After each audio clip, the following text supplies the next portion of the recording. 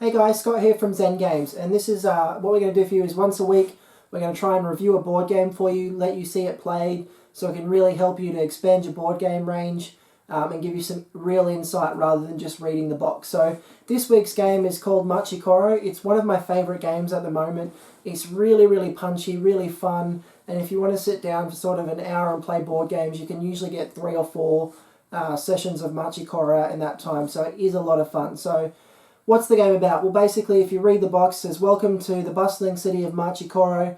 You've just been elected mayor, congrats. Unfortunately, the citizens of Machi Koro have big demands. Jobs, a theme park, a couple of cheese factories, and maybe even a radio tower." So basically, how the game works is you get 4 key buildings, which once you build those, you win the game. And you can also build other buildings to help you generate more gold to get to that end game faster. And what I love about this game is there's 3 types of cards in Machi Koro, basically. There's green cards, which will let you get gold on your own turn. There's red and purple cards, which will let you get gold on your opponent's turn. And there's blue cards, which will let you get gold on anyone's turn, yours or your opponent's. So what's great about this game is, with a lot of board games, and it's not your turn, you sort of switch off, you relax, you're not really paying attention. But Machi Koro is really a game that rewards those people who are paying attention for the whole game. So, you know, you're watching, you're getting gold on your opponent's turn, and especially like this game will play for up to 5 people. So if you're playing with 5 people, green buildings are only going to earn you gold on your turn. However, if you get blue buildings, you can earn gold all 5 turns. So it is quite a different dynamic for a game to be able to earn so much gold and do so much stuff when it's not actually your turn. So we're going to get into it, and we're going to have a bit of a game. So we're going to have today Batman versus Bane. So put your bets down in the comments section below who you think are going to win, but these two are going to face off. So let's get ready. Alright, so we've set up the game and we're ready to play. So in the center here, this is our pile of potential buildings that we can add to our city. Up the side here, these are the buildings that we need to build to win. So for instance, one of the buildings we need to win, it costs 4 gold, and it's the train station. And basically, any building that you build that's a key building actually has an ability. So for the train station, if you build it, you may roll 1 or 2 dice when it's your turn. So we've got Toad officiating tonight's proceedings, we have Batman, and we have Bane. Basically, the game starts with the last player who travelled overseas gets to go first. We'll just assume that that's Batman, worldwide aficionado. And we start the game. This is the money here. So each player basically starts with 3 single tokens and the 4 buildings that they need to build. And they also need some way of generating income. So each player also starts with 1 wheat field and 1 bakery. So let's kick it off. So it's Batman's turn. He rolls, so he gets a 6. So basically how it works is the number at the top of the card here denotes whether the card activates or not. So this card activates on a 1, and this card activates on a 2 or a 3. Again, this activates on anyone's turn, this activates on your turn. So Batman got a 6, so basically nothing happens. Now he does have his 3 tokens, and it is the end of his turn, so he can choose to build a building. So basically Batman's going to choose to build a ranch, and this number down the bottom here, this is how much gold it costs. So this building costs 1 gold. So Batman puts his token in the middle and he gets his ranch. So now it's Bane's turn. Alright, so Bane got a 2.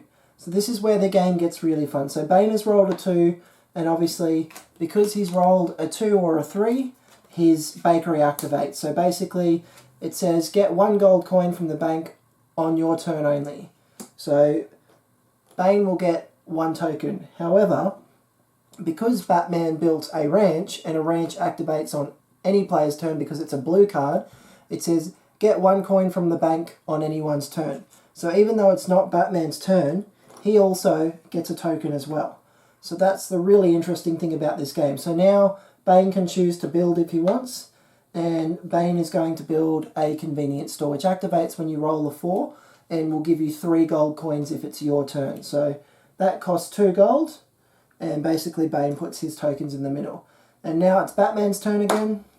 Batman rolls a 5, nothing happens. However, he can still buy, so he's going to buy a forest, which is another blue card. So now he's putting his 3 tokens in the middle, and now it's Bane's turn. Now Bane rolled a 5. It's Bane's turn. No cards activate for Bane. However, Batman has bought a forest, which activates on any turn if a 5 is rolled. So Batman actually gets 1 coin from the bank, even though Bane got no coins and it's not Batman's turn. So we will simulate a few turns for you. I'll do them very quickly and speed up the video. Okay, so I've simulated about 10 or so turns, which means we're about probably a third of the way through the game. And I've sort of just stopped it here just to show you a bit of the different play styles you can go for. So you can go for an ultra conservative play type. So basically Bane has bought buildings that just activate on his turn, which is a typical way when in a board game when it's your turn stuff happens. So Bane has 2 convenience stores, which basically means if he rolls a 4, he'll get 3 coins for each, so he'll get 6 coins.